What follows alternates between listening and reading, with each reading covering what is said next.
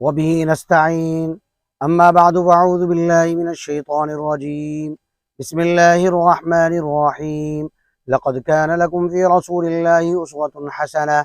صدق الله مولانا العظيم. عزیزان محترم، ناظرین مکرم، السلام علیکم ورحمۃ اللہ وبرکاتہ۔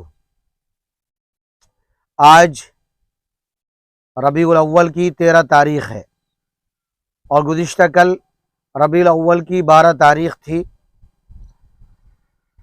ربیع الاول کی 12 تاریخ کے بارے میں عموماً یہ تصور پایا جاتا ہے کہ حضرت نبی اکرم صلی اللہ تعالی علیہ وسلم کی پیدائش 12 ربیع الاول کو ہوئی، اور ایسے یہ بھی بہت ہی مشہور بات ہے کہ نبی اکرم صلی اللہ تعالی علیہ وسلم کی وفات 12 ربیع الاول کو ہوئی۔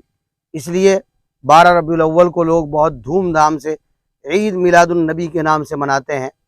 یاد رکھیے گا، یہ دونوں قول اگرچہ شہرت یافتہ ضرور ہیں لیکن راجح قول نہیں ہیں۔ چنانچہ حضرات اہل علم نے یہ بات بڑی صراحت کے ساتھ لکھی ہے کہ جمہور مورخین، محدثین، فقہاء اور علماء کے نزدیک نبی اکرم صلی اللہ علیہ وسلم کی تاریخ ولادت 2 ہیں، یا تو 8 ربیع الاول یا 9 ربیع الاول۔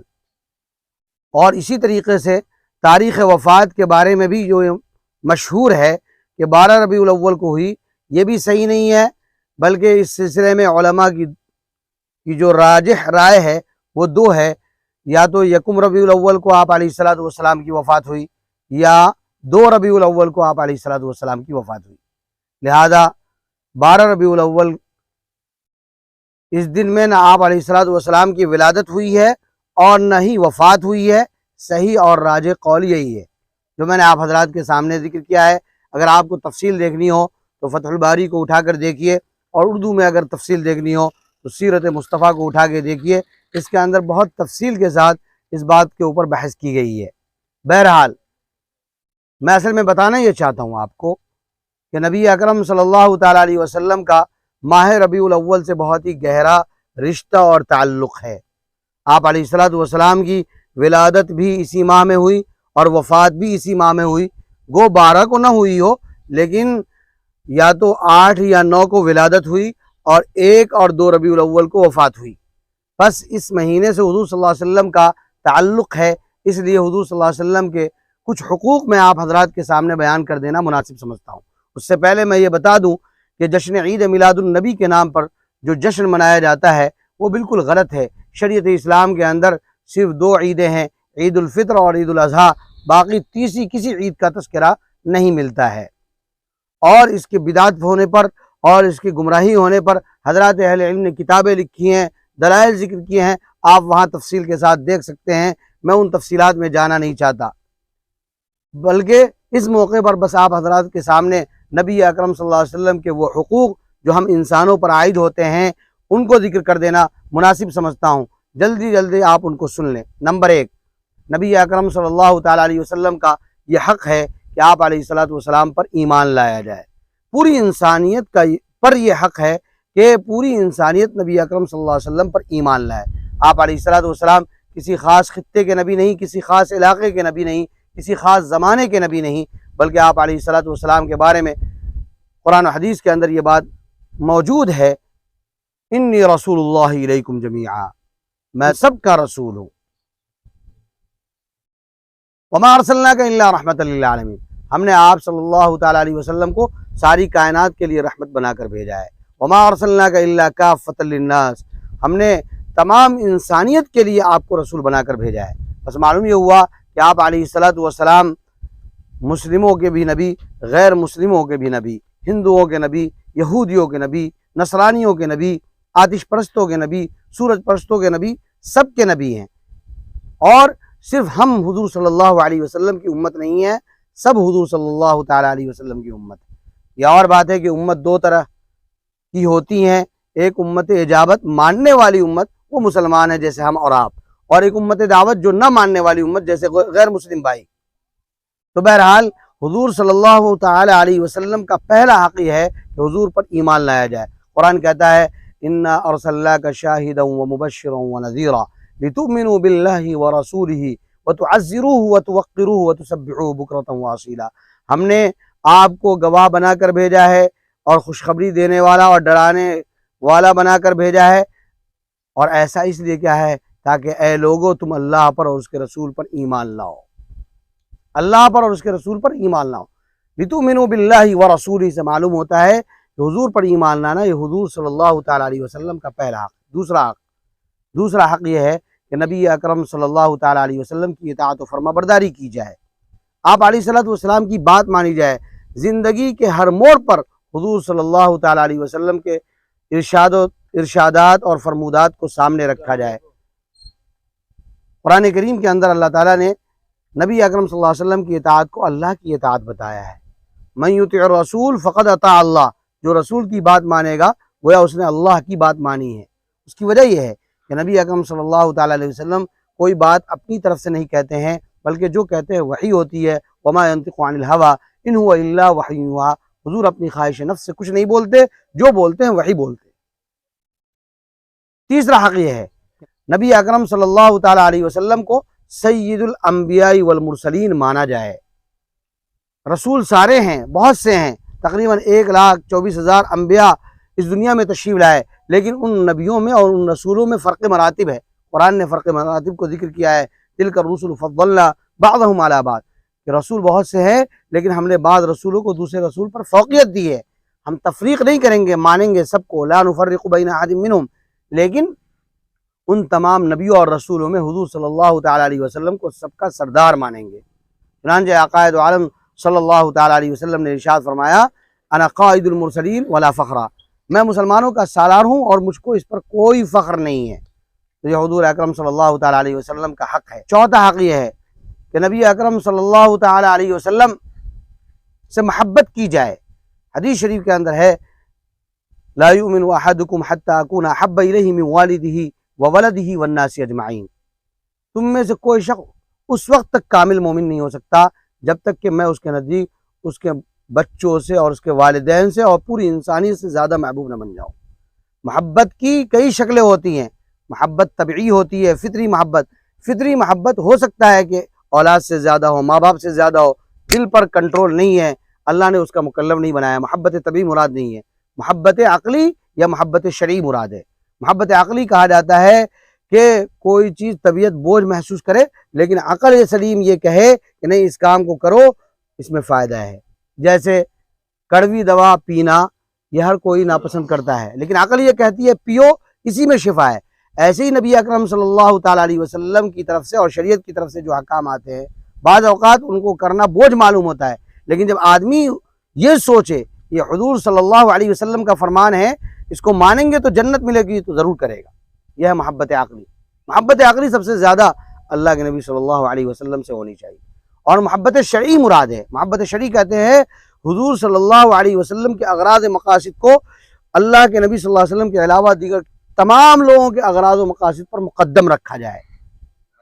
بہرحال محبت کرنا یہ حضور صلی اللہ علیہ وسلم کا حق ہے۔ پانچواں حق یہ ہے کہ آپ علیہ الصلوۃ والسلام کو خاتم النبیین تسلیم کیا جائے۔ قرآن میں بھی ہے وخاتم النبیین، حدیث شریف کے اندر بھی ہے انا خاتم النبیین ولا نبی بعدی۔ تو معلوم یہ ہوا کہ حضور صلی اللہ علیہ وسلم کی ختم نبوت پر ایمان رکھنا یہ حضور صلی اللہ علیہ وسلم کا حق ہے۔ مرزا غلام احمد قادیانی کو جو لوگ نبی مانتے ہیں وہ کافر ہیں۔ اللہ کے نبی صلی اللہ علیہ وسلم آخری نبی ہیں، آپ کے بعد کوئی نبی نہیں آ سکتا۔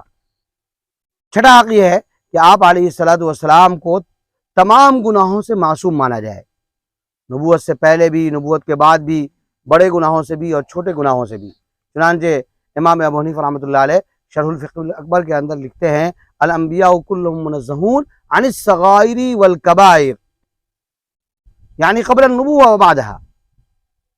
انبیاء علیہ الصلوۃ والسلام تمام چھوٹے بڑے گناہوں سے نبوت سے پہلے بھی اور نبوت کے بعد بھی معصوم ہوتے ہیں۔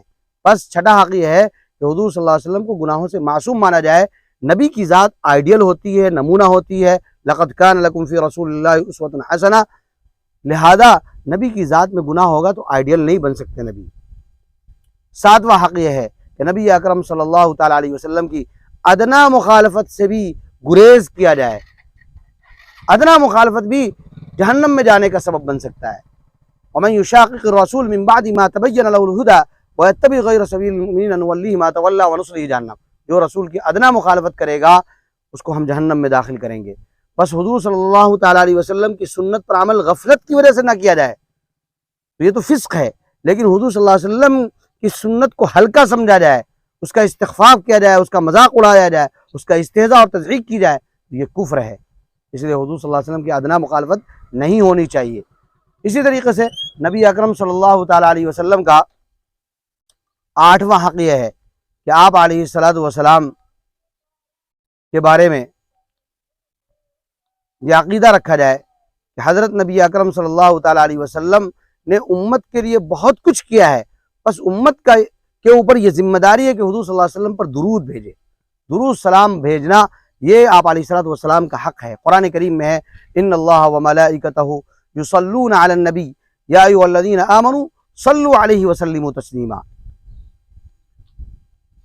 صلاۃ کی نسبت جب اللہ کی طرف ہو تو معنی ہوتا ہے رحمت بھیجنا، اللہ رحمت بھیجتے ہیں نبی صلی اللہ علیہ وسلم پر، اور جب صلاۃ کی نسبت فرشتوں کی طرف ہو تو مطلب ہوتا ہے دعائے رحمت کرنا، مطلب یہ ہے کہ فرشتے اللہ کے نبی کے لیے دعائے رحمت کرتے ہیں، اور جب صلاۃ کی نسبت انسانوں کی طرف ہو تو اس کا مطلب ہوتا ہے درود و سلام بھیجنا، یا ایھا الذین آمنوا صلوا علیہ وسلموا تسلیما، اے ایمان والو اللہ کے نبی پر درود و سلام بھیجو۔ بس درود و سلام بھیجنا زندگی میں ایک مرتبہ حضرات اہل علم لکھتے ہیں کہ فرض ہے، اگر کوئی نہیں بھیجے گا گناہ گار ہوگا، اور اگر مجلس میں بار بار حضور صلی اللہ علیہ وسلم کا نام لیا جائے تو کیا بار بار بھیجنا واجب ہے؟